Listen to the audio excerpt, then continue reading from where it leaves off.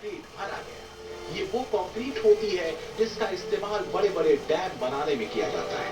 यानी किसी भी स्ट्रक्चर की मजबूत नींव के लिए रोलर कॉम्पैक्टेड कंक्रीट का इस्तेमाल किया जाता है। 15 मीटर की गहराई तक रोलर कॉम्पैक्टेड कंक्रीट को भरने का काम कई दिनों तक चला। इसके बाद मंदिर के प्लिंथ पर काम शुरू हुआ। फाउंडेशन के ऊपर 21 फीट का प्लिंथ बनाया गया और इसे बनाने के लिए ग्रेनाइट का इस्तेमाल किया गया। ग्रेनाइट की खासियत ये होती है कि वो नमी को रोक लेता है और उसे सतह तक जाने नहीं देता। अगर जमीन से नमी किसी तरह फाउंडेशन से होते हुए प्लिंथ तक पहुंच भी जाए तो ग्रेनाइट उसे आगे नहीं जाने देगा और इससे मंदिर का मुख्य ढांचा सालों साल नमी से बचा रहेगा। फाउंडेशन के ऊपर ग्रेनाइट की मोटी परत बिछाने के पीछे मकसद और है। दरअसल ग्रेनाइट की 7 मीटर मोटी परत के जरिए उसे एक कृत्रिम चट्टान का रूप दिया गया है। बेजोड़ चट्टान जो भूकंप के तेज झटकों को भी आसानी से झेल सकती है। उसी चट्टान के ऊपर बन रहा है राम मंदिर का वो मेन स्ट्रक्चर जो आप देख रहे हैं।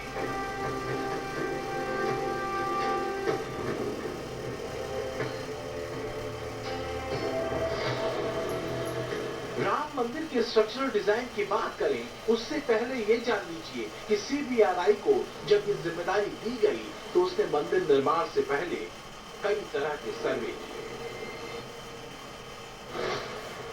सीबीआरआई ने सिस्मिक पैरामीटर को भी बहुत ध्यान से देखा।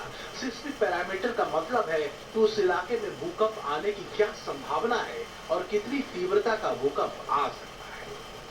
कितने वर्षों तक ये इसी अवस्था में देखी जाए। इसका जो सर्विस लाइफ का जिसलिए डिजाइन किया है वो 800 to 1000 ईयर्स के 1000 साल के लिए डिजाइन किया है।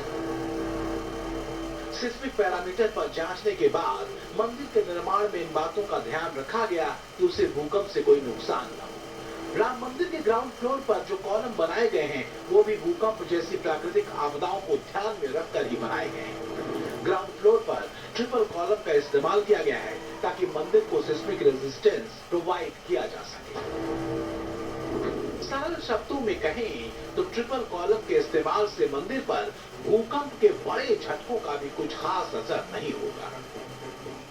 इसमें आप देखेंगे कि इसमें ट्रिपल कॉलम यूज किया गया है। मतलब मेन कॉलम के साथ 2 कॉलम एडिशनल यूज किया गया तो एरिया को इंक्रीज करने के लिए, स्ट्रक्चर को सिस्मिक रेजिस्टेंस प्रोवाइड करने के लिए।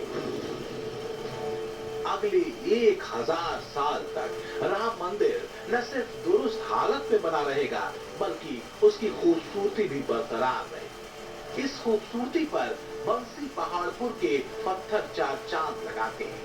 दरअसल राम मंदिर के निर्माण में जिन पत्थरों का इस्तेमाल किया जा रहा है वो राजस्थान के भरतपुर से लाए गए हैं। ये हैं बंसी पहाड़पुर के पत्थर। बंसी पहाड़पुर से निकलने वाले पत्थरों की उम्र करीब 5000 साल तक मानी जाती है। कहा जाता है कि समय के साथ इन पत्थरों की चमक भी बढ़ती चली जाती है और पानी पड़ने से ये और भी ज्यादा निखर जाते हैं। इसके अलावा बंसी पहाड़पुर के इन पत्थरों पर नक्काशी करना बाकी पत्थरों के मुकाबले थोड़ा आसान रहता है। ये नक्काशी देखिए, लाल पत्थरों पर ये खूबसूरत कलाकृतियां आपका मन मोह ले।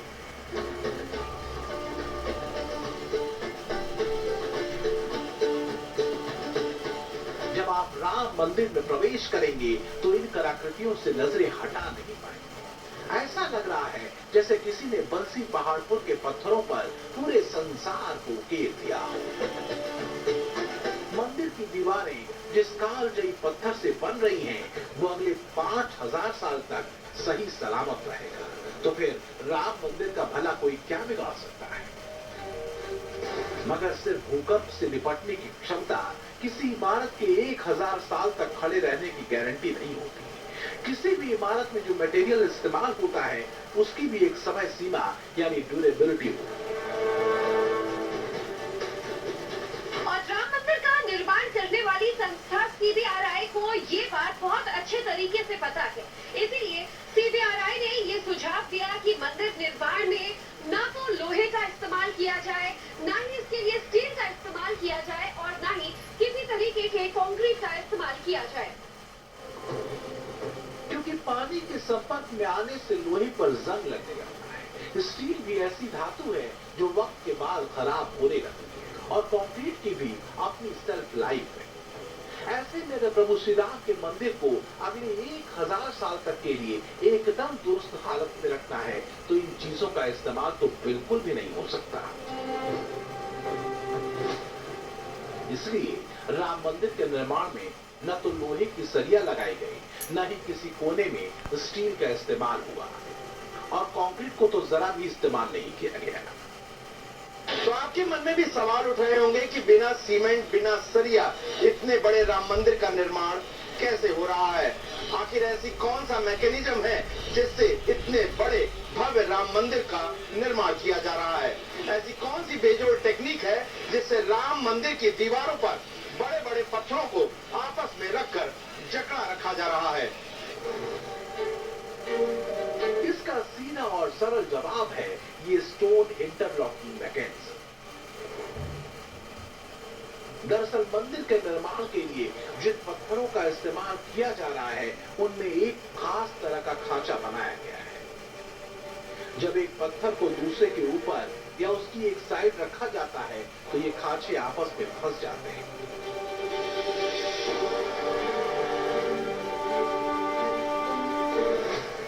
और दोनों के खांचे जब जुड़ते हैं तो फिर उसके बाद उन पत्थरों को अलग नहीं किया जा सकता। पत्थरों के इस जोड़ को एक्स्ट्रा मजबूती देने के लिए एक और तकनीक का इस्तेमाल किया जा रहा है। पत्थरों को आपस में तांबे के हुक से जोड़ा जा रहा है। इस तकनीक का इस्तेमाल भारत के प्राचीन मंदिरों को बनाने में भी किया गया है। सबसे खास बात ये कि यहाँ पर लोहे, स्टील और सीमेंट की जगह तांबे का इस्तेमाल किया जा रहा है। ये जो आप भव्य मंदिर देख रहे हैं इसकी एक एक नींव, एक एक पत्थर आपस में तांबे के बड़े हुक से जुड़े हुए हैं। ये जो मल्टीपल पीसेस दोनों का बीच में ग्रुप्स है तो एक दूसरे कॉलम पीस के अंदर घुस के वो यानी किसी भी तरह का सरिये का उपयोग, इसमें कोई सरिया का उपयोग नहीं है, कोई लोहे का उपयोग नहीं है, सिर्फ कॉपर का मेटल, कॉपर है ओनली मेटल जिसका हमने इसमें उपयोग किया गया है।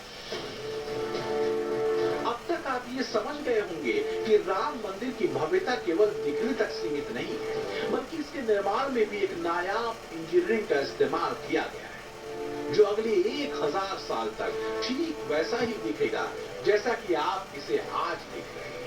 ये जो हम बार बार आपसे कह रहे हैं कि राम मंदिर 1000 साल तक इसी हालत में रहेगा, उसका एक बार फिर आसान भाषा में मतलब समझ लीजिए। भारतीयों की औसत आयु करीब 65 साल मानी जाती है। इस हिसाब से 1000 साल बाद हमारी 15वीं पीढ़ी इस धरती पर होगी और हम लोग राम मंदिर को जिस विशाल और भव्य रूप में आज देख रहे हैं, हमारी 15वीं पीढ़ी में प्रभु श्री राम के दर्शन उसी भव्य मंदिर में करेगी। तो कुल मिलाकर पीढ़ी दर पीढ़ी काफी कुछ बदलेगा, मगर अयोध्या में राम मंदिर की भव्यता और दिव्यता जरा भी कम नहीं होगी। अब सवाल ये उठता है क्या 1000 साल तक राम मंदिर को मरम्मत की जरूरत नहीं पड़ेगी? कभी भूकंप के तेज झटकों से मंदिर की दीवार को अगर हल्का फुल्का नुकसान हुआ तो इसकी जानकारी कैसे मिलेगी? क्या मंदिर निर्माण में कोई ऐसी तकनीक का इस्तेमाल हुआ है जो भविष्य में मंदिर के हालात से जुड़ी जानकारी देगी? तो आपको बता दें कि सीबीआरआई ने मंदिर निर्माण के दौरान इस तरह की तकनीक का इस्तेमाल किया है जिससे मंदिर के हालात पर पल पल की जानकारी मिलती रहे। दरअसल मंदिर की नींव से लेकर उसके शिखर तक सेंसर लगाए गए हैं। ये सेंसर मंदिर के स्ट्रक्चर की हेल्थ की मॉनिटरिंग करेंगे।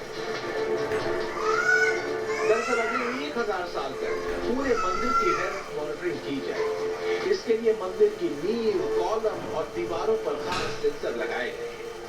इसके अलावा मंदिर की बाकी जगहों पर भी इसी तरह के सेंसर लगे।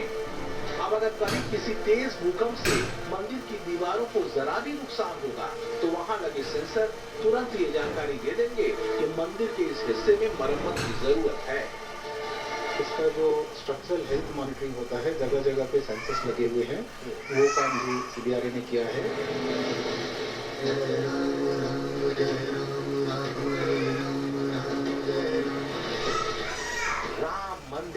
पूरी तरह महफूज है। प्राकृतिक आपदाएं उसे नहीं गिरा पाई। उसकी दीवारें, उसके पिलर, उसका एक एक पत्थर हजारों साल तक जिंदा रहे। लेकिन पत्थरों के अलावा